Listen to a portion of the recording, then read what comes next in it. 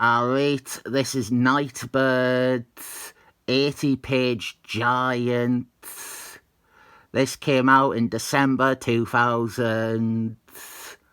Let's all meet up in the year 2000. Won't it be nice when we are all fully grown? No, it would be fucking horrible. And a constant reminder that we have either gotten fat and hard or have totally failed to meet our potential.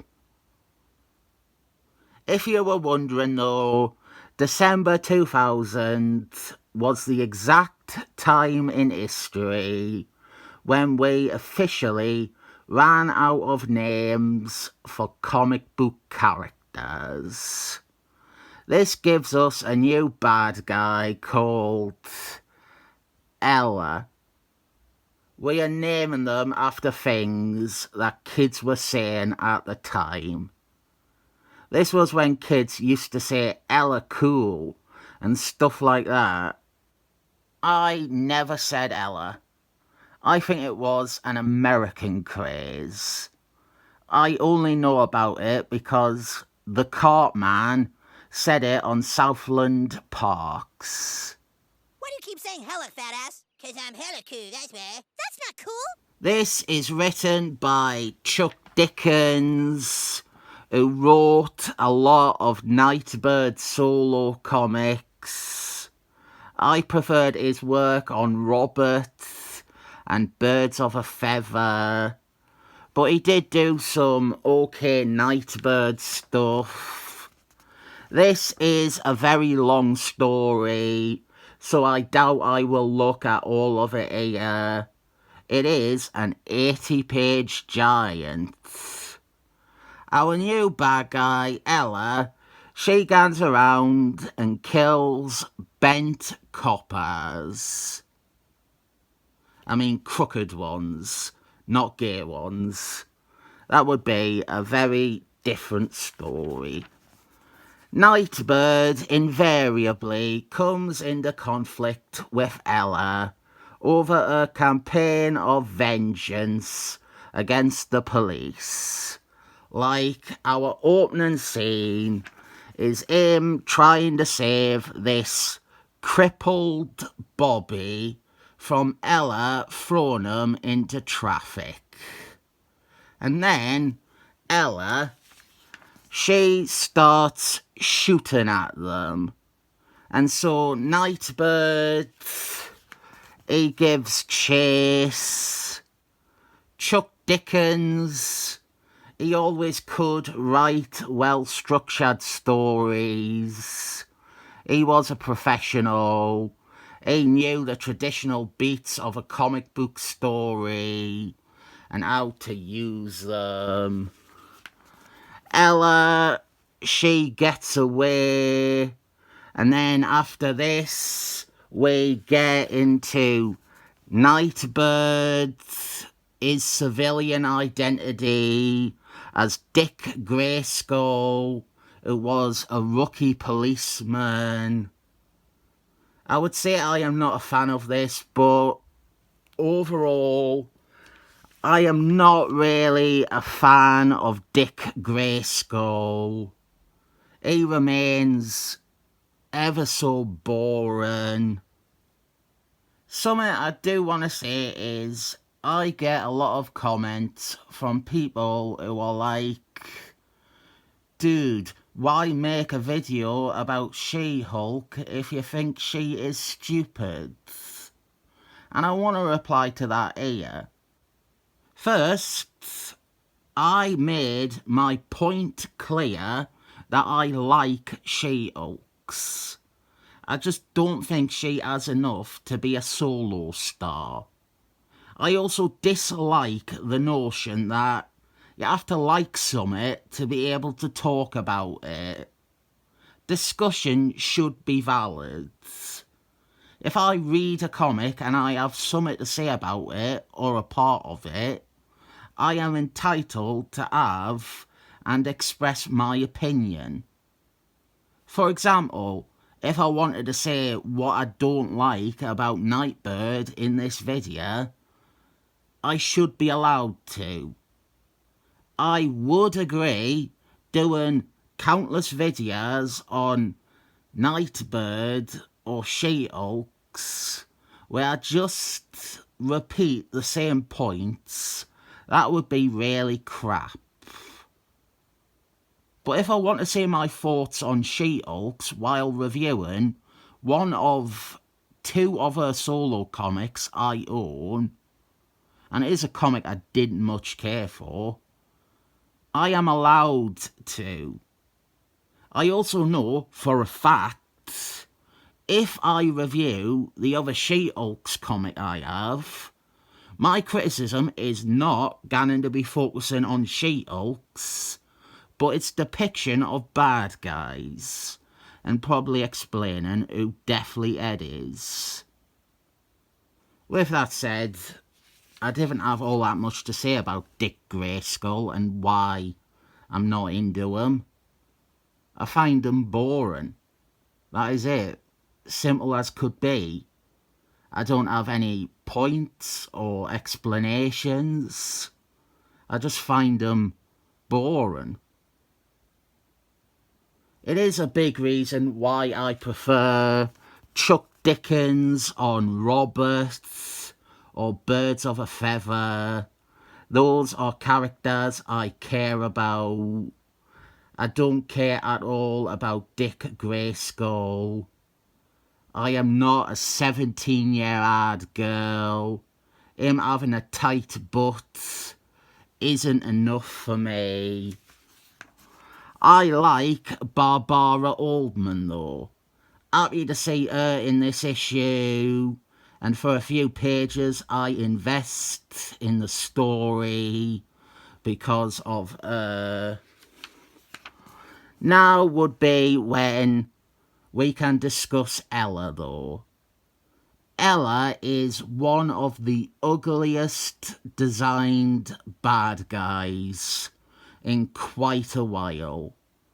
She is just wearing bondage gear. She looks like a Dead Rising boss. The design, to its credit, goes with the quality of the name Ella. Oh God, I just remembered a funny thing. When I first saw Pulp Fiction, you know the Gimp? Well, I didn't know what that was. I was only 13 or 14. I didn't know what the Gimp was. I just thought it was like a weird monster man they kept in the basement. I didn't know about the BDSM thing. I just thought it was like a weird bad guy they invented for the movie, like Leatherface or Jason. I thought the Gimp was cool. I thought he was like this mysterious thing that they have locked away for some reason. For a few months, I thought the Gimp was great. And I am glad there never was a fancy dress party at my school, because in those months, I probably would have wanted to go dressed as the Gimp from Pulp Fiction. Quite obvious cut there. I'm adding that after I finish the review. Nice shot of Nightbird there. If you like Nightbird, I don't fault you. I'm not going to say that you are wrong to like this character or list reasons why you shouldn't. I just personally don't. And this is my video where I say that I don't. One of our mysteries of this story is who is Ella? Why is she doing what she is doing? Why is she murdering all these mostly retired policemen? The most important question is, why has it taken this long for Canary to show up. Some praise for Chuck Dickens and his approach to Nightbird, and it was a similar approach to Robert. He was aware that these were Batman spin-offs, but they needed some form of their own identity. Nightbird cannot just be a sub-Batman book. Nightbird needs his own enemies like Ella. He needs his own world like the city of Huddersfield. He needs his own setup like him being a traffic cop trying to work his way up to a detective. We start to get into Ella's backstory. She was a former officer of the law herself called Kate Reardon. No relation to Dallas Reardon from Thunderbirds, because they are from different universes. Reardon is the correct way to say that surname, by the way. Not Riordan, like I bet you American lots say. Irish name, innit? She was a good cop. The best cop in the precinct. She got results, damn it. She was even on magazine covers, because that always happens with members of the police. Even Ronald Reagan, the actor, he was a fan of her. But then it all went wrong on graduation day because some scoundrel planted a bomb and things went kaboom, because that is what bombs usually do. She was caught in the blast, and worst of all, she lost all of her looks. She went and got skin grafts, but allowed the world to think that she was dead, because now she was going to become a dedicated vigilante and clean the streets of crime and corruption.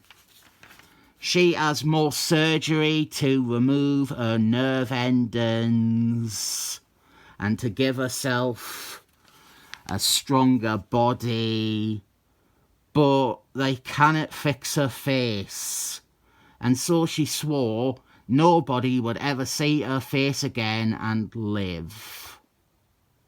Now she is out to get all the people involved in that bomb, the bomb that tore her life apart, and she won't stop until they are all dead. I will end the review here. This isn't a bad story. I think it's alright. It's a bit generic, and the bad guy is... While her origin is okay, her name and design aren't.